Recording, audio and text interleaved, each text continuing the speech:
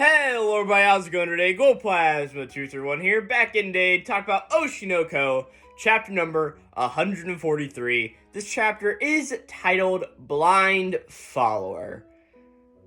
And just going into this review, I don't know if I have any funny quips or words that I can specifically say about this chapter of Oshi, because this is a chapter of Oshi.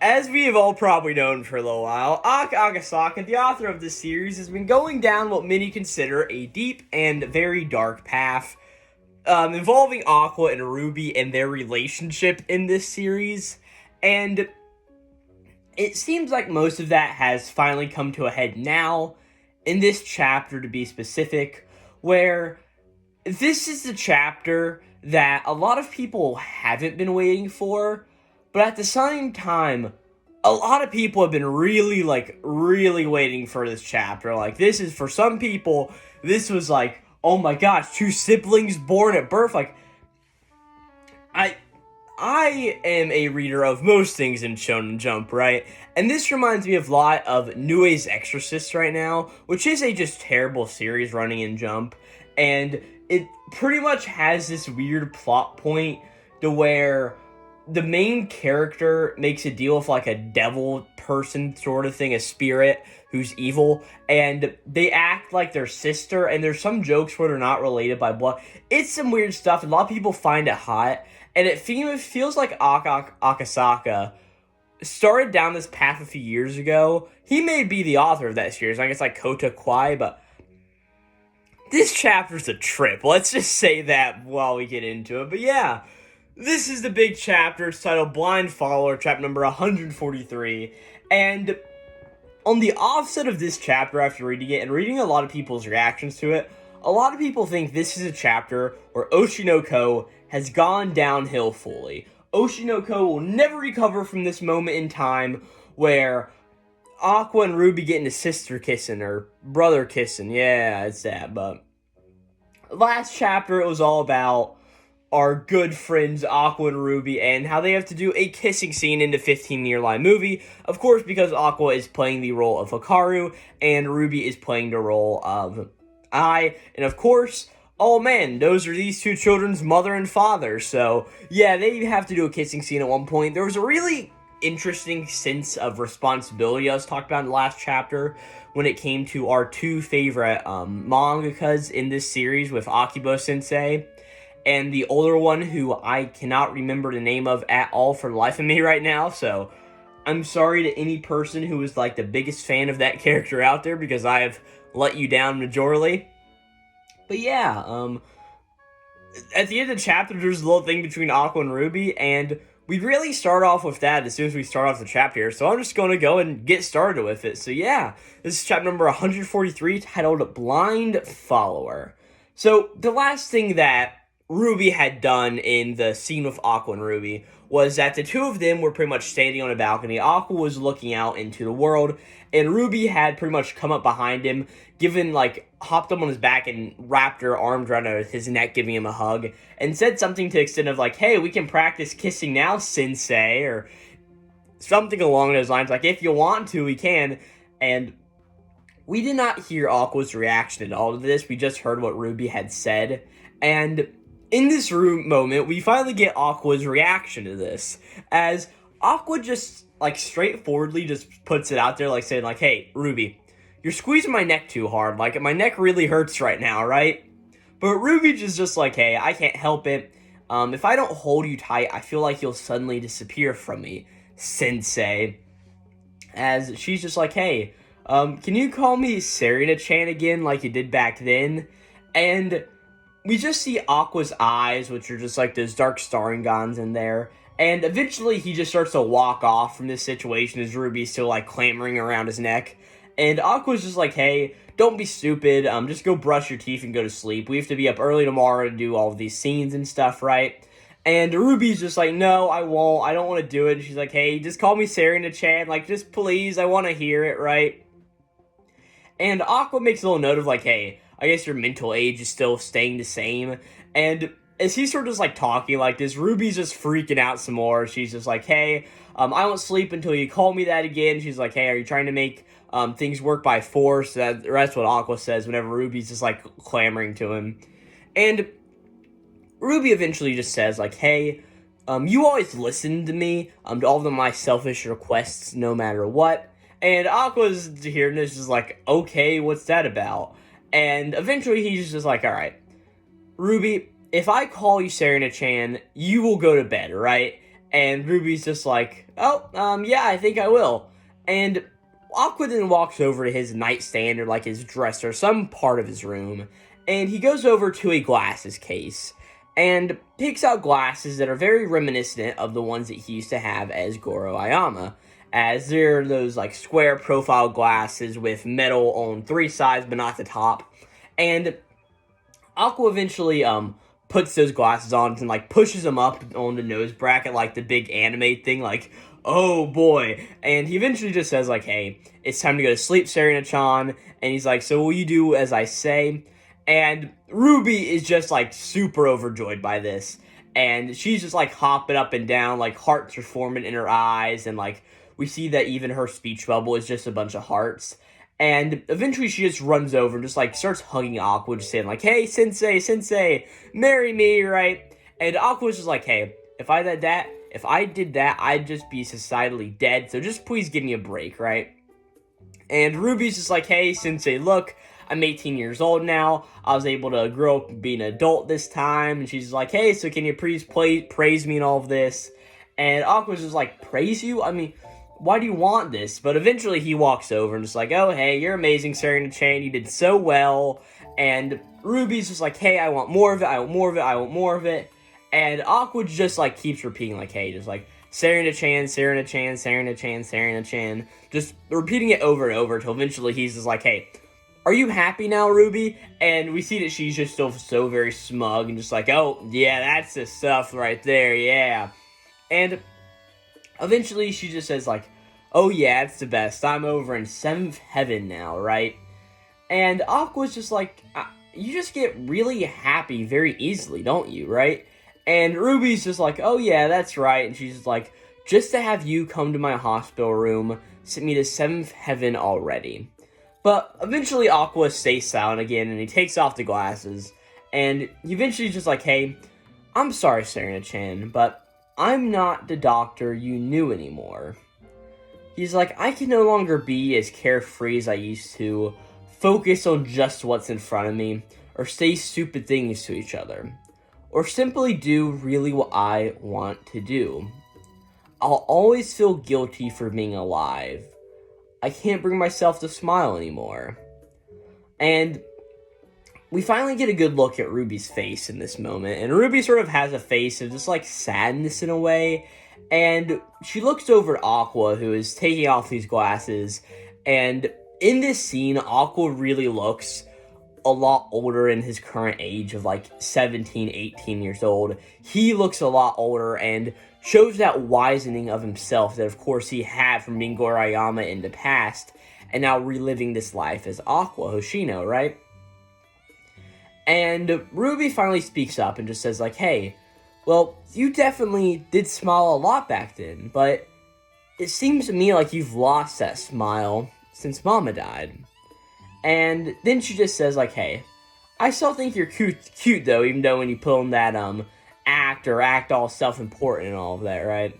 And Ruby just says, all I want to do is just see you smile, Aqua, right? But Aqua is just like, no, I can't. I have lied to too many people. I've hurt many people with my selfish requests. And how can I smile now? As we see a bunch of scenes of a bunch of people that Aqua has hurt in the series. We mainly see 3 images here of Kana, Akane, and Taiki, and we sort of see how he's affected their lives in various different ways. And eventually, as Aqua just says, like, how can I smile now? Ruby suddenly just looks over to him, and she starts to smile herself, right? As she even says, well, I'm able to smile now.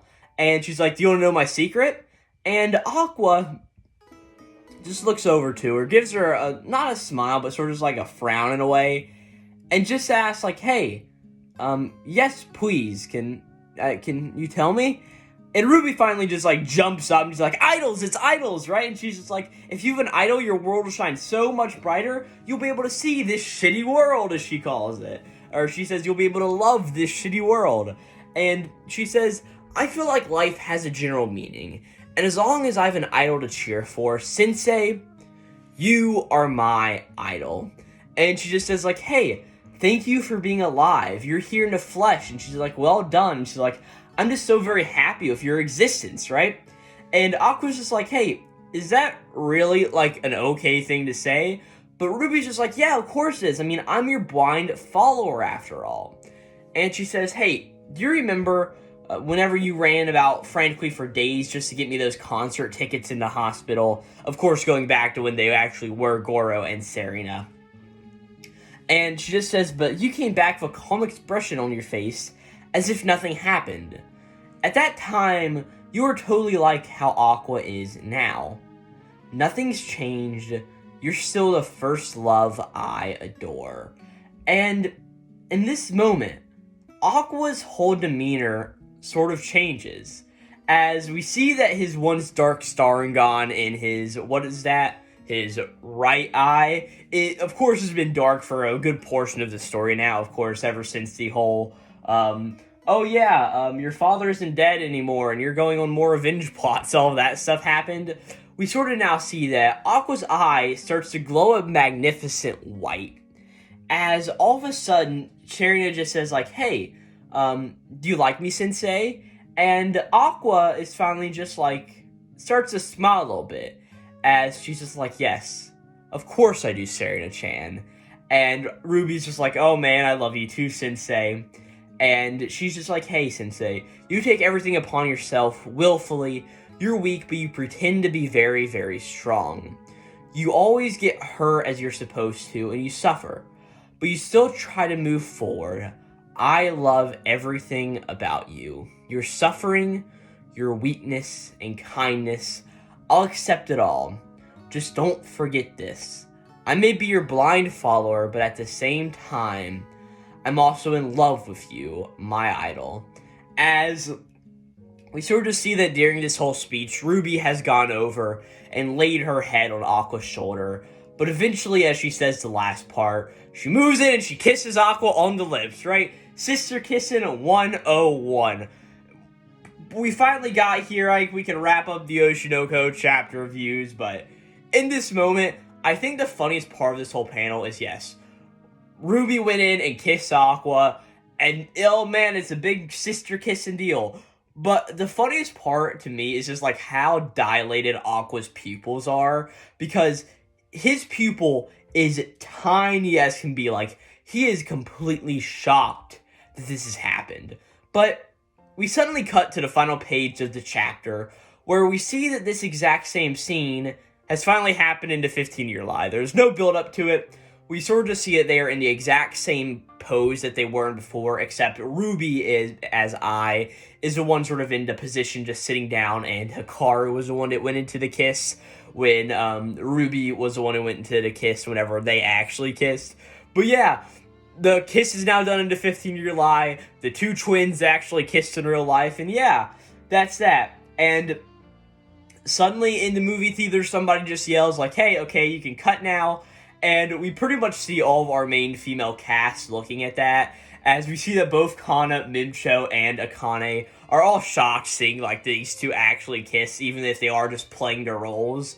And we finally just get a little bit of narration just saying, like, "Hey," and with that, filming is reaching its climax.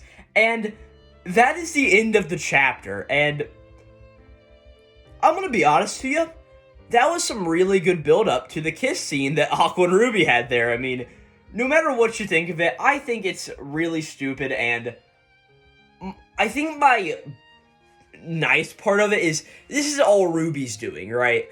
Yes, Aqua didn't have to go into the whole, "Oh yes, I'm Goro again," right, and doing all that stuff, but Ruby would have just kept pushing for it anyway, so I think it would have happened. It's going to be very interesting to see the fallout of next chapter, of course, because we see this now, and it's a little interesting, like, alright, what's the relationship looking like now? It was really wholesome about, what was that? A little over, I think it was like 23, so that was almost, oh man, almost 20 chapters ago to the actual chapter, I think, where Serena, or Ruby, finally learned who Aqua was, and that they were Serena and Goro, and vice versa, and that was a really wholesome and nice chapter, showing how these two finally have learned about each other, and how Serena can now be happy after having so long of not being able to be happy at all. And then to have her pursue Aqua, I think we all sort of knew that would be coming, because that's just how the characters have been portrayed this entire time, of Serena's love for Goro. And in the end, I'm not the biggest fan of this, but it is going to be very interesting to where it's going to go from here. I do expect that Ruby is probably going to be a lot more straightforward and like, oh yeah, I love Aqua and all of that, but it's going to be interesting to see where Aqua actually takes this himself. I really don't have too much else to say about this chapter. There's a point to it, and the point is that Aqua and Ruby are moving back to Alabama, and that's really about it. It's going to be interesting to also see with the filming reaching its climax, so are we actually going to get like a whole volume of chapters that's just a movie in its entirety? Or how are we going to get Akane's or Hikaru's reaction to it? What's going to happen with the rest of Akane, and all of that other cast? There is just a lot more to see, and I hope that even if people don't like this whole Aqua Ruby sister kissing thing, that it is still going to be a good series whatsoever. I don't know. I'm just very conflicted on it, and I've sort of put off this video for a few days trying to get my thoughts in about the chapter, and just coming down to sit down and record it, I just don't really know what to say. But yeah, this was Oshi chapter number 143, titled Blind Follower. The whole Blind Follower chapter title sort of came out of nowhere with, hey, I'm your blind follower because Goro's my idol. Sure, whatever, it's fine. As far as chapter titles go, we've had some really bad ones in recent memory, so I'm not too upset at a blind follower. But yeah, with that, I don't have too much else to say. If you guys enjoyed this Oshi chapter review, I've got plenty of others on the channel. Go check those out and all the various bits, bobs, and places where they can be found. I'll leave a link down in the description down below. And if you did like this video and want to check us out on our channel, if you mind liking, subscribing, doing all of that stuff, really helps me out. We crossed 100 subscribers not too long ago, and that's just a really big deal and something I think is really cool, so thank you all. And yeah, without further ado, I'll be back next time for chapter 144 of Oshi, and yeah, hopefully there's some less sister kissing. That's it. This will be Glowplasma231 signing out.